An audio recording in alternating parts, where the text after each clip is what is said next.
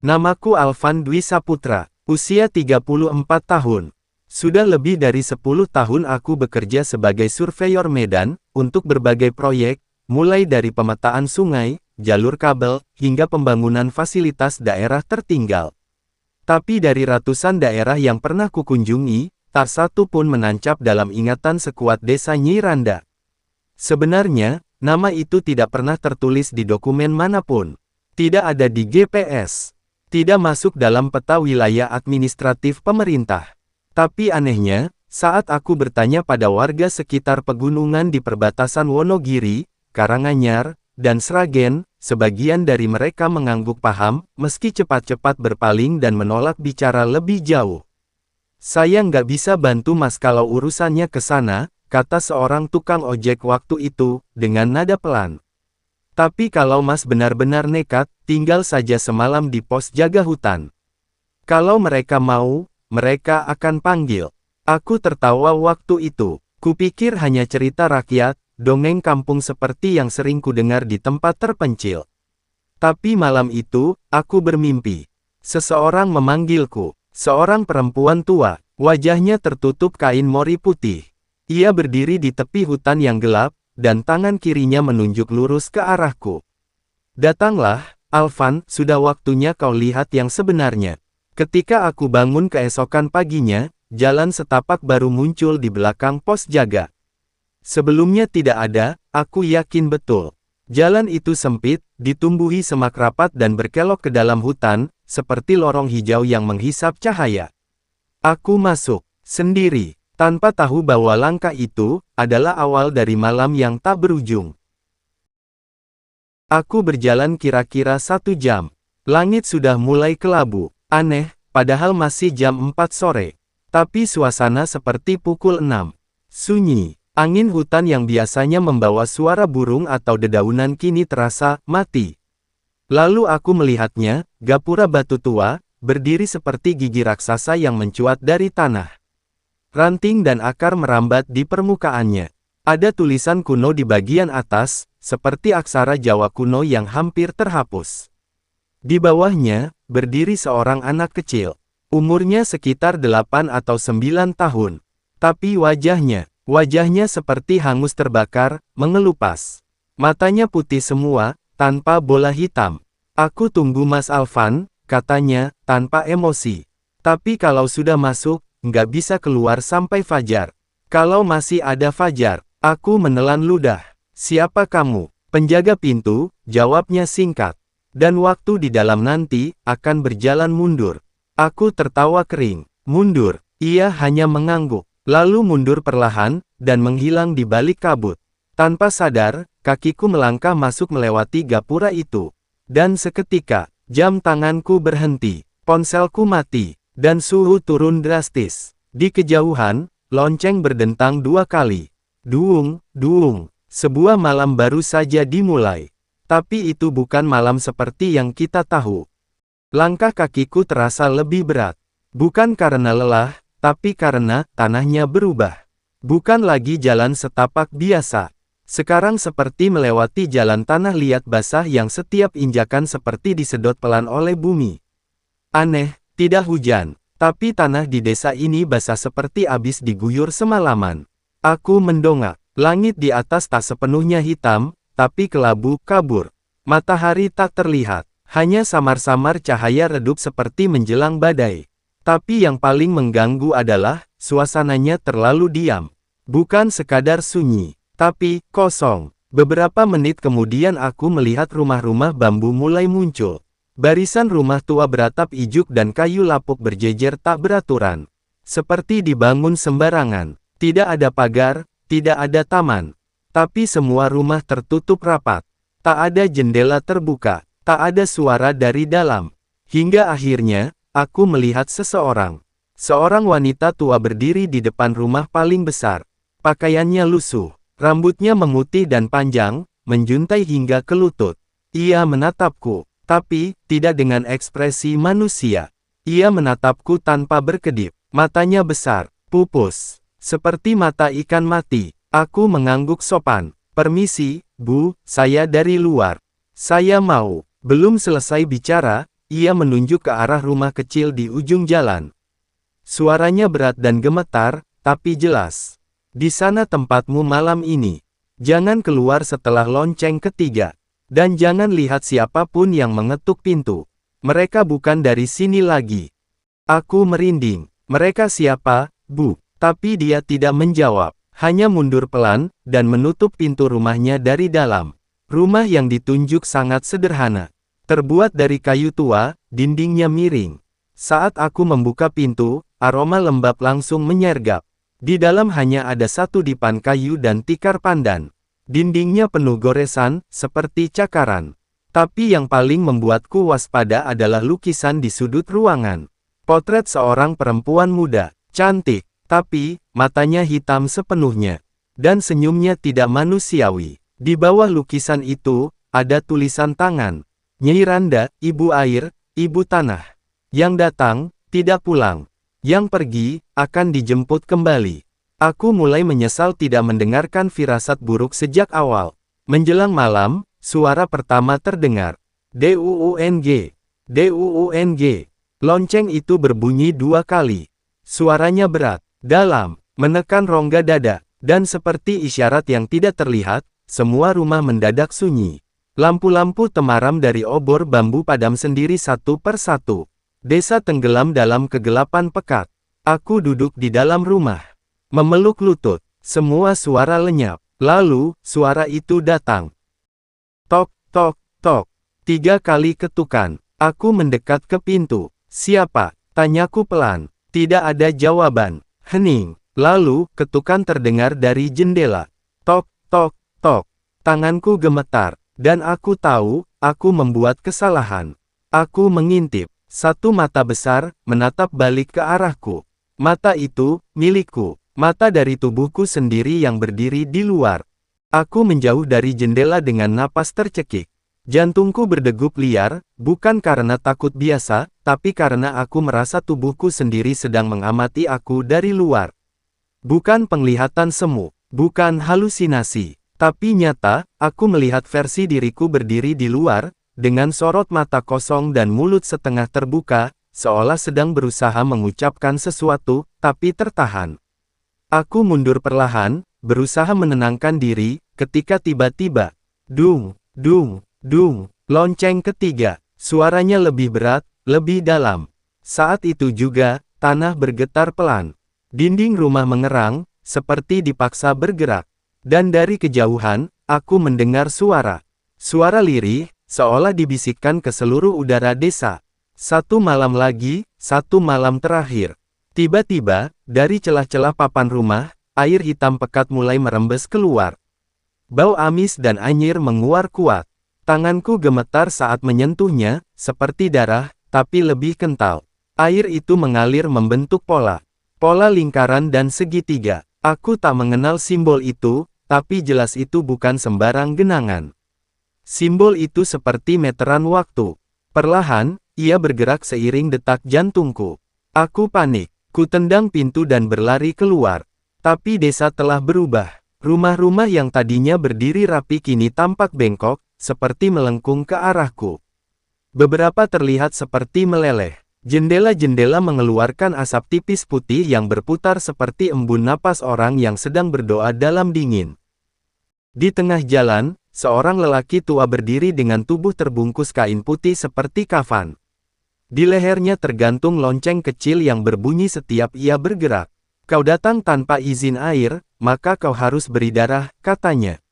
Aku berlari, tapi jalan-jalan desa berubah. Belokannya tak lagi sama. Rumah-rumah muncul di tempat yang sebelumnya kosong. Jalan yang tadi kupijak, kini menjadi hutan berduri. Aku tersesat. Di dalam desa yang tak pernah berniat memberiku jalan keluar. Jam tidak bergerak. Langit tetap kelabu. Malam tidak kunjung berganti, dan setiap kali aku mendengar suara lonceng, seseorang, atau sesuatu, akan mencariku. Aku tidak ingat berapa lama aku berlari. Waktu kehilangan makna di desa ini. Langit tetap kelabu pekat, seperti menjelang badai, tapi tidak berubah. Seolah-olah malam ini telah membeku. Yang pasti, aku berhenti ketika tiba-tiba jalan di depanku tertutup oleh pohon-pohon besar yang muncul entah dari mana. Tidak ada jalan kembali. Aku terperangkap. Di hadapanku berdiri rumah panggung tua, berbeda dari yang lainnya. Tiangnya tinggi dan patah sebagian. Atapnya menganga seperti mulut terbuka. Tapi di sanalah, suara-suara itu berasal. Suara laki-laki menangis. Suara anak kecil menyanyi dalam nada yang salah. Dan yang paling membuat tubuhku menggigil. Suara gesekan seperti tulang diseret di lantai kayu. Perlahan aku mendekat. Setiap langkah terasa ditarik keluar oleh tanah basah yang terus mengisap kakiku. Tapi aku dipaksa. Entah oleh rasa ingin tahu atau sesuatu yang tak terlihat. Aku naik ke lantai rumah itu. Kayunya berderit, seperti berbisik. Di tengah ruangan gelap itu, kulihat seorang lelaki berdiri membelakangiku. Tubuhnya kurus. Bajunya putih kotor. Ia tidak bergerak. Hanya berdiri kaku, seperti patung. Tapi saat aku mencoba memanggil, "Pak," ia berbalik. Dan wajahnya, tidak ada. Bukan hancur. Bukan rusak. Tapi benar-benar tidak ada, hanya kulit rata dari dahi hingga dagu. Tak ada mata, tak ada hidung, tak ada mulut, namun ia bisa melihatku. Tiba-tiba ia bergerak cepat. Tidak berjalan, tapi meluncur ke arahku dengan gerakan patah-patah seperti gambar rusak. Tangannya terangkat. Tanganku refleks menahan, tapi ia menembusku. Dan dalam sekejap, aku melihat masa lalu desa ini. Desa Nyi Randa dulunya adalah tempat suci. Tempat di mana air dari 7 mata sumur bersatu. Tapi penduduk desa melakukan sesuatu yang dilarang, mereka menukar air dengan darah. Sebagai persembahan, untuk kekayaan, untuk panen, untuk umur panjang. Dan darah itu, adalah milik anak-anak dari desa sebelah. Satu persatu, mereka dikorbankan. Tubuhnya dibuang ke dalam sumur tengah, sebuah lubang tak berdasar di tengah desa, yang kini disegel oleh batu hitam, sampai suatu malam. Salah satu anak itu kembali. Bukan sebagai manusia, tapi sebagai penuntut. Ia menyeret seluruh desa masuk ke dalam waktu yang tidak berjalan. Malam yang tidak selesai. Kutukan tanpa fajar. Lelaki tanpa wajah itu, adalah kepala desa. Ia adalah penyegel pertama, sekaligus korban abadi. Dan sekarang, aku bagian dari siklus itu. Karena aku melihat. Karena aku tahu. Tok, tok, tok. Suara ketukan lagi. Tapi kali ini bukan dari pintu. Dari bawah lantai. Ada sesuatu, atau seseorang, memukul dari bawah kakiku, dan suara anak kecil berbisik. "Kalau kau tidak mau jadi korban, kau harus gantikan." Setelah pengalaman dengan lelaki tanpa wajah, aku hampir kehilangan kesadaran. Tapi entah bagaimana, tubuhku masih bergerak. Seperti dikendalikan sesuatu. Aku tak tahu lagi arah, desa ini berubah bentuk setiap kali aku melewati tikungan. Tapi malam itu, aku tiba di lapangan tanah lempung di tengah desa. Di sanalah pusatnya. Tepat di tengah-tengah lapangan itu, berdiri sebuah sumur tua yang disegel batu hitam. Ukurannya tak wajar, lebih dari 2 meter diameternya, dan permukaannya diikat dengan rantai besi berkarat. Di sekeliling sumur itu, ada 7 pilar kayu, semuanya penuh ukiran tubuh anak-anak dengan kepala ditundukkan. Dan di balik kabut yang menyelubungi lapangan itu, anak-anak itu kembali. Mereka tidak berjalan, tidak berlari, tapi mengambang. Beberapa masih memegang boneka yang sudah rusak, sebagian tubuh mereka menghitam, dan mata mereka kosong, memantulkan cahaya merah samar dari arah sumur. Aku mundur, napasku tercekat. Lalu salah satu dari mereka berbicara.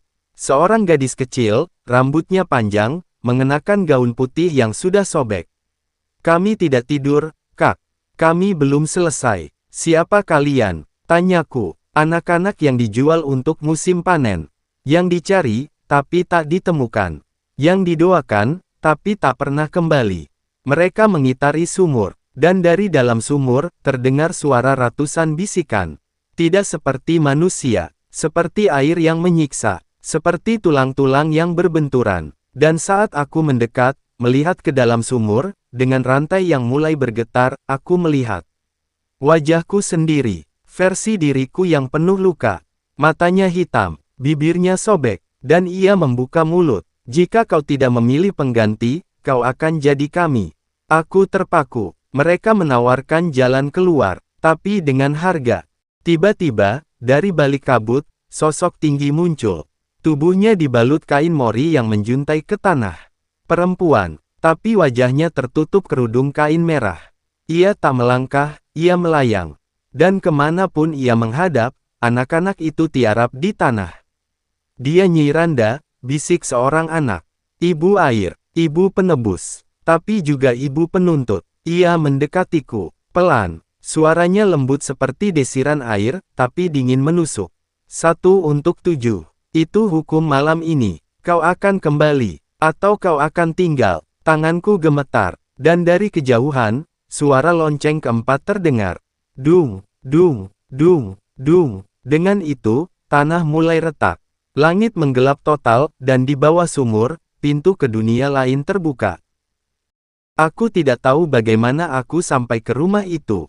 Mungkin aku dipanggil, mungkin aku diseret oleh kehendak desa. Yang pasti, saat mataku terbuka kembali, aku telah berada di depan sebuah rumah besar berwarna merah darah. Tak seperti rumah lainnya, bangunan ini utuh dan terawat, seolah waktu tidak menyentuhnya.